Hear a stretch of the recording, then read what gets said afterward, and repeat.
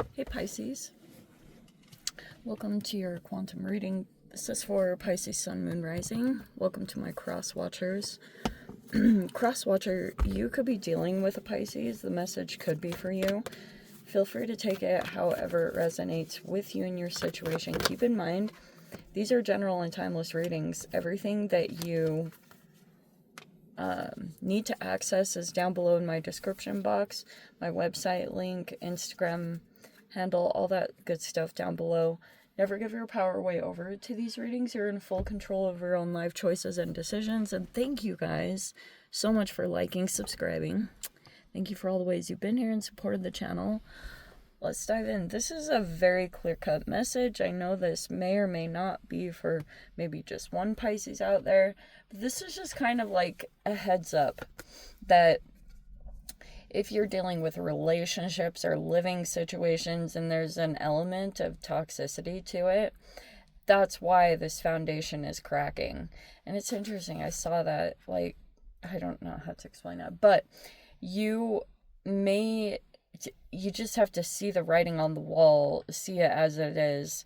Don't be in denial about this, because if this is happening, like, you have someone who's generally kind of like kind of energy vampire-ish, okay, projecting, all those type of things, that situation will eventually turn tower-ish.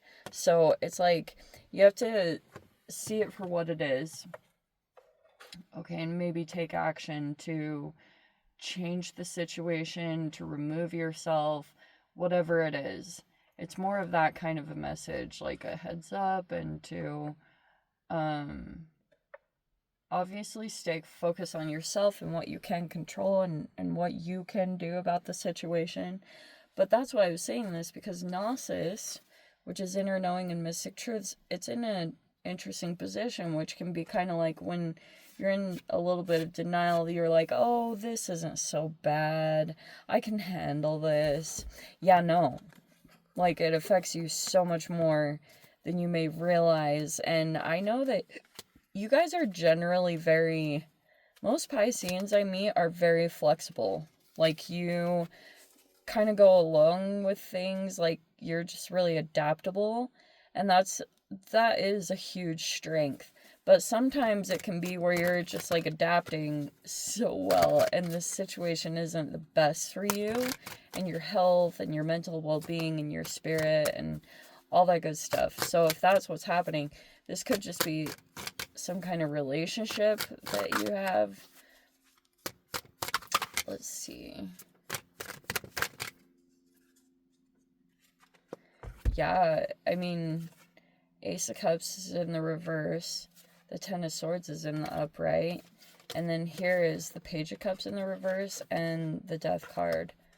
Death card is right side up, but the Page of Cups is in the reverse. So for my sanity, I'm going to say that the Page of Cups is you. And that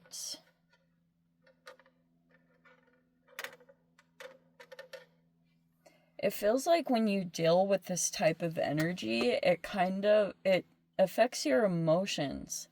Like, it's almost like you may not be getting the emotional support that you need from this type of relationship dynamic.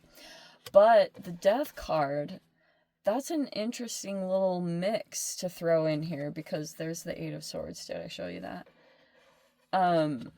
That can be overthinking, or, being kind of like, you see how her eye, actually, I love this about this girl. So there's like, she has her third eye is turned on and her eyes are closed, and one of her eyes is blindfolded, but intuition is really strong. That's basically what that means. So that's what I was saying, Ten of Swords. Oh, so here's what I was saying about the Death card. It could have been tied to Pluto, and there could have been a shift that happened there. Because Pluto was retrograde for a good amount of this year, and then it just turned direct in October. And Death card, as you guys might already know, is death, sex, transformation, taxes, but it's also like debts. Like whether that's monetary or energy debts, like it could have been something around that where it's like contract type of things, but it could have been also like you know, if someone had supported you or helped you during a time and they may still have like a expectation that to return the favor or something along those lines. But the only issue is that there's like a lack of emotional vulnerability. So if you feel like someone in this environment kind of doesn't open up emotionally, and then in turn you might not feel safe to open up your emotions fully, because somehow, whether this is the like venomous thing that you're dealing with, or this is connected to someone else, so you have to kind of take it how it applies. But yep, it's not a stable situation you would want to sit down and secure yourself in. There's the Knight of Wands in the reverse. There's the Nine of Swords in the upright and the blockage. We have the Three of Swords in the reverse. And we have the Two of Wands in the reverse. Okay. May just be as simple as, you know, like making a good plan for yourself.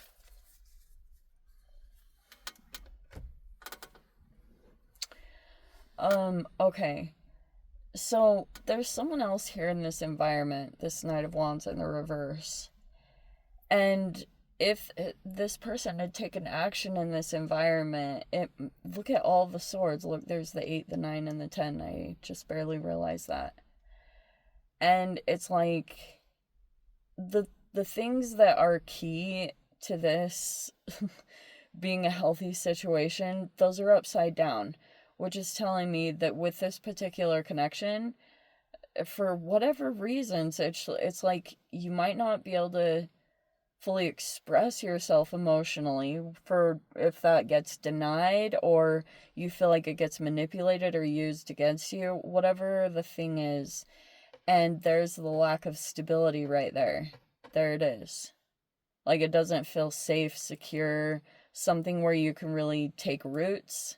That's all upside down. And that's in the center here, which is like, that's why if it has fallen apart or you're staying out of contact with it, probably the best thing is saying, so especially right now, if it attempts to come back around the situation in any way at all, it would be the same thing if you have gone through a cycle with it already. So it hasn't changed. Nothing about it really has changed.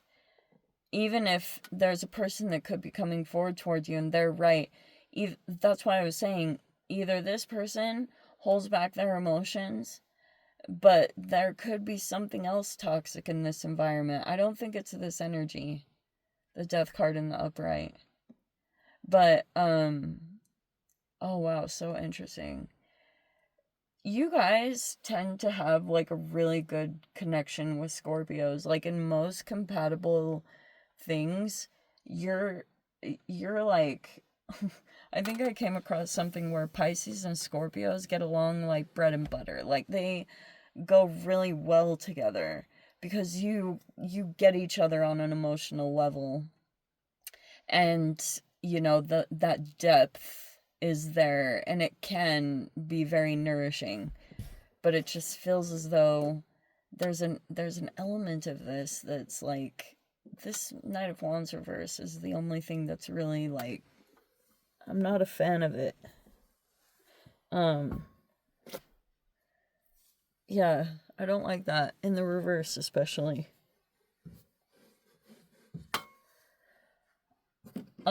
Especially this could be saying, don't take action off of like fears and paranoia. You know, that can cause some impulsivity, and just make sure to calm and settle yourself before you take any action or move any kind of direction right now, because we're under the influence of Mercury retrograde, and that's for a good swallow. We're already through like the first week of it, so there's a blessing. No, but we've got still a couple more weeks of it, so there'll be some things that will pop up here and there. And as long as you just kind of keep a level head, especially over, you guys surprisingly tend to overthink a little bit more than other signs. I know I've brought that up before, but yes, make sure that you ground yourself and calm yourself before you take any kind of action, okay? Because this venom thing, I'm just not a fan of that, okay? Anyway, I'm going to dive into the extended, see whatever else wants to come out. If you guys want to join me over there, feel free. Go down below, click on the Vimeo link, see it over there. But Pisces, if this is where we live, things, sending you so much love, wishing you all the very best. See you in the next reading. Take care.